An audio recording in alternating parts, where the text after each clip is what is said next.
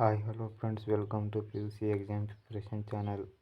ಇಂದು ನಡೆದ economics question paper key answer ನೋಡೋಣ. ವಿಷಯ ಸಂಕೇತ 22. ಒಂದನೇ ಕ್ವಶನ್, ಒಂದು ಆರ್ಥಿಕತೆಯ ಕೊರತೆ ಸಂಪನ್ಮೂಲಗಳು. ಕರೆಕ್ಟ್ ಆನ್ಸರ್ ಎ, ಸ್ಪರ್ಧಾತ್ಮಕ ಬಳಕೆಯನ್ನು ಹೊಂದಿದೆ. ಎರಡನೇ ಕ್ವಶನ್, ಆದಾನಗಳು ಮತ್ತು ಉತ್ಪನ್ನ ನಡುವಿನ ಕ್ರಿಯಾವಲಂಬಿ ಸಂಬಂಧವನ್ನು ಹೀಗೆಂದು ಕರೆಯುತ್ತೇವೆ. ಕರೆಕ್ಟ್ ಆನ್ಸರ್ ಬಿ, ಉತ್ಪಾದನಾ ಬಿಂಬಕ. ಮೂರನೇ ಕ್ವಶನ್, ಮಧ್ಯಂತರ ಸರಕುಗಳ ಪ್ರತ್ಯೇಕ ಲೆಕ್ಕಾಚಾರವು ಈ ಕೆಳಗಿನ ದೋಷಕ್ಕೆ ಕಾರಣವಾಗುತ್ತದೆ. ಕರೆಕ್ಟ್ ಆನ್ಸರ್ ಬಿ, ದ್ವಿಗಣನೆ. ನಾಲ್ಕನೇ ಕ್ವಶನ್, ಈ ಕೆಳಗಿನವುಗಳಲ್ಲಿ ಯಾವುದು ಕಾಗದದ ತೆರಿಗೆಗೆ ಉದಾಹರಣೆಯಾಗಿದೆ. ಕರೆಕ್ಟ್ ಆನ್ಸರ್ ಬಿ, ಅಬಕಾರಿ ತೆರಿಗೆ. ಐದನೇ ಕ್ವಶನ್, ಜಗತ್ತಿನ ಇತರ ದೇಶಗಳು ಮತ್ತು ದೇಶವಾಸಿಗಳ ನಡುವೆ ಈ ವ್ಯವಹಾರಗಳು ಸಂದಾಯ ಭಾಗ್ಯವು ದಾಖಲಿಸುತ್ತದೆ. ಕರೆಕ್ಟ್ ಆನ್ಸರ್ ಸಿ, ಆಸ್ತಿಗಳು. ರೋಮನ್ ಅಂಕಿ 2, ಆವರಣದಲ್ಲಿರುವ ಸರಿಯಾದ ಉತ್ತರವನ್ನು ಆರಿಸಿ ಖಾಲಿ ಬಿಟ್ಟ ಸ್ಥಳಗಳನ್ನು ಭರ್ತಿ ಮಾಡಿ. ಆರನೇ ಕ್ವಶನ್, ಬಯಕೆಗಳನ್ನು ತೃಪ್ತಿಪಡಿಸುವ ಸರಕಿನ ಸಾಮರ್ಥ್ಯ. ಕರೆಕ್ಟ್ ಆನ್ಸರ್ ದೃಷ್ಟಿಗುಣ. ಇಲ್ಲಿದೆ ನೋಡಿ, 6 ಅಂತ ಹಾಕಿದ್ದೇನೆ. ಹಾಗೆಯೇ 7ನೇ ಕ್ವಶನ್, ಒಂದೇ ಗರಿಷ್ಠ ಮಟ್ಟದ ಉತ್ಪಾದನೆಯನ್ನು ನೀಡುವ ಎರಡು ಆದಾನಗಳ ಎಲ್ಲ ಸಂಭವನೀಯ ಸಂಯೋಜನೆಗಳ ಸಮೂಹವನ್ನು ಡ್ಯಾಶ್ ಎಂದು ಕರೆಯುತ್ತೇವೆ. ಕರೆಕ್ಟ್ ಆನ್ಸರ್ ಸಮ ಉತ್ಪನ್ನ ರೇಖೆ. ಇಲ್ಲಿದೆ ನೋಡಿ.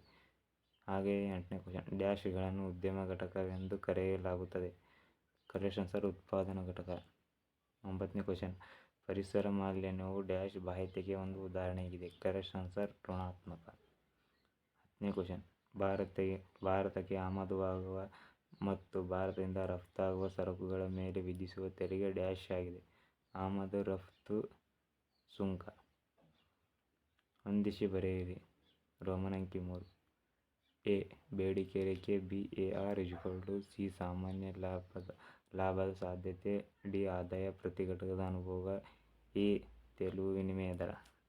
ಇದಕ್ಕೆ ಆನ್ಸರ್ ಇಲ್ಲಿವೆ ನೋಡಿ, ಬೇಡಿಕೆ ರೇಖೆ. ಕರೆಕ್ಟ್ ಆನ್ಸರ್ ಎರಡನೇದು, ಕೆಳಮುಖ ಇಳಿಜಾರು. ಹಾಗೆಯೇ B AR = correct answer V. ಹಾಗೆಯೇ ಸಿ ಅಸಾಮಾನ್ಯ ಲಾಭತೆ ಸಾಧ್ಯತೆ. ಕರೆಕ್ಟ್ ಆನ್ಸರ್ ಐ, ಹೊಸ ಉದ್ಯಮಿಗಳ ಘರ್ಷಣೆ. ರೋಮನ್ ಅಂಕಿ 4, ಈ ಕೆಳಗಿನ ಪ್ರಶ್ನೆಗಳಿಗೆ ಒಂದು ವಾಕ್ಯದಲ್ಲಿ ಅಥವಾ ಪದದಲ್ಲಿ ಉತ್ತರಿಸಿ. 12ನೇ ಕ್ವಶನ್, ಬಜೆಟ್ ರೇಖೆ ಎಂದರೇನು? ಇದಕ್ಕೆ ಸಹ ಆನ್ಸರ್ ನೋಡೋಣ. ಹಾಗೆ 13ನೇ ಕ್ವಶನ್, ಯಾವ ಕಾಯ್ದೆಯ ಮೂಲಕ ಕಾರ್ಮಿಕರ ವೇತನ ದರ ನಿರ್ದಿಷ್ಟ ಮಟ್ಟಕ್ಕಿಂತ ಕಡಿಮೆಯಾಗುವುದಿಲ್ಲ ಎಂದು ಸರ್ಕಾರ ಖಾತ್ರಿಪಡಿಸುತ್ತದೆ? ಇದಕ್ಕೆ ಸಹ ಆನ್ಸರ್ ನೋಡೋಣ ಈಗ. 12ನೇ ಕ್ವಶನ್ಗೆ ಆನ್ಸರ್, ಬಜೆಟ್ ರೇಖೆ ಎಂದರೆ ಗ್ರಾಹಕನ ಆದಾಯ ಮತ್ತು ಸರಕಾಸು ಬೆಲೆಗಳ ಆಧಾರದ ಮೇಲೆ ಖರೀದಿಸಬಹುದಾದ ಸರಕುಗಳ ಮಿತಿಯನ್ನು ಸೂಚಿಸುವ ರೇಖೆ. ನೋಡಿ, ಕರೆಕ್ಟ್ ಬರೆದಿರೋಣ, ತಪ್ಪು ಬರೆದಿರೋಣ ಎಕ್ಸಾಮ್, ಇವತ್ತಿನ ಎಕ್ಸಾಮು. ಹಾಗೆ 13ನೇ ಕ್ವಶನ್ ಆನ್ಸರ್, ಕನಿಷ್ಠ ವೇತನ ಕಾಯ್ದೆ ಮೂಲಕ ಸರ್ಕಾರ ಕಾರ್ಮಿಕ ವೇತನ ದರವನ್ನು ನಿರ್ದಿಷ್ಟ ಮಟ್ಟಕ್ಕಿಂತ ಕಡಿಮೆಯಾಗುವಂತೆ ಖಾತ್ರಿಪಡಿಸುತ್ತದೆ. ಹಾಗೆ 14, 15, 16 ಸಹ ನೋಡೋಣ. 14ನೇ ಕ್ವಶನ್, ಸವಕಳಿ ಎಂದರೇನು?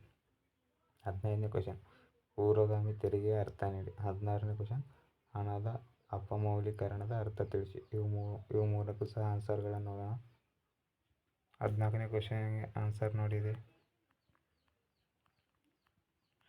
15ನೇ ಕ್ವಶನ್ಗೆ ಆನ್ಸರ್, ಪೂರ್ವಗಾಮಿ ತೆರಿಗೆಯ ಅರ್ಥ ನೀಡಿ.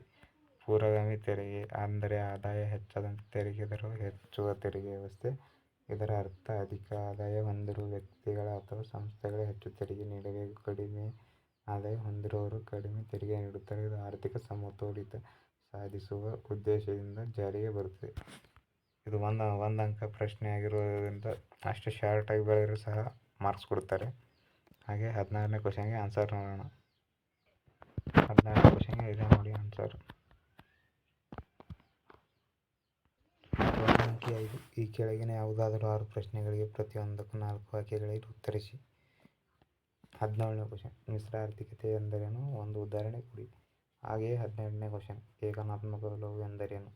19ನೇ ಕ್ವಶನ್, ಯಾವುದಾದರೂ 2 ಅಲ್ಪಾವಧಿ ವೆಚ್ಚಗಳನ್ನು ಹೆಸರಿಸಿ. 20ನೇ ಕ್ವಶನ್ ಸಮತೋಲನ ಬೆಲೆ ಮತ್ತು ಪ್ರಮಾಣವನ್ನು ವ್ಯಾಖ್ಯಾನಿಸಿ. 21ನೇ ಕ್ವಶನ್ ಅಧಿಕ ಬೇಡಿಕೆ ಮತ್ತು ಅಧಿಕ ಪೂರೈಕೆಗಳ ನಡುವಿನ ವ್ಯತ್ಯಾಸವನ್ನು ತಿಳಿಸಿ. 17, 18, 19, 20, 21 ಇವುಗಳಿಗೆ ಆನ್ಸರ್ಗಳನ್ನು ನೋಡೋಣ. 17ನೇ ಕ್ವಶನ್ಗೆ ಆನ್ಸರ್ ನೋಡಿ.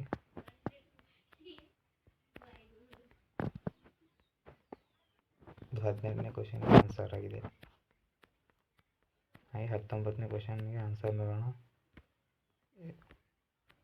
7 ವೆಚ್ಚಗಳಲ್ಲಿ ಯಾವುದಾದರೂ ಎರಡು ಬರೆದಿದ್ರೆ ಕರೆಕ್ಟ್ ಆಗಿರುತ್ತದೆ.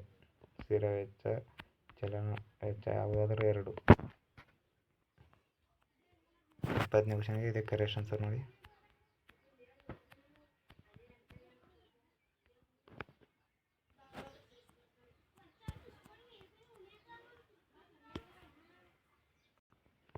ಇಪ್ಪತ್ತೆರಡನೇ ಕ್ವಶನ್ GDP ರಾಷ್ಟ್ರೀಯ ವರಮಾನ ಮಾಪನದ 3 ವಿಧಾನಗಳನ್ನು ತಿಳಿಸಿ. ಇದಕ್ಕೆ ಆನ್ಸರ್ ನೋಡೋಣ. ಇದಕ್ಕೆ ಆನ್ಸರ್ ಉತ್ಪಾದನಾ ವಿಧಾನ, ವೆಚ್ಚದ ವಿಧಾನ, ಆದಾಯ ವಿಧಾನ.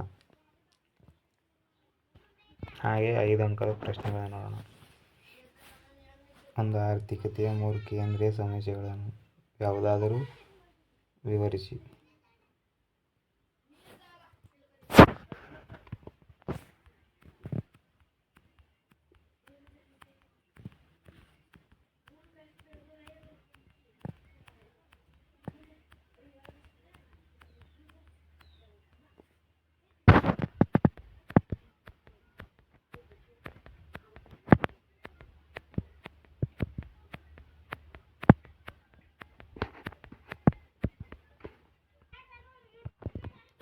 ಹೆಚ್ಚಿನ ಮಾಹಿತಿಗಾಗಿ ನಮ್ಮ ಚಾನಲ್ನ ಸಬ್ಸ್ಕ್ರೈಬ್ ಮಾಡಿ. ಮತ್ತೆ ಮುಂದಿನ ಯಾವುದಾದರೂ ಹೆಚ್ಚಿನ ಆನ್ಸರ್ ಆಗಿರ್ಬೋದು, ಇಂಪಾರ್ಟೆಂಟ್ ಕ್ವಶನ್ಗಳನ್ನು ಕೊಡ್ತಾ ಇರುತ್ತೇವೆ.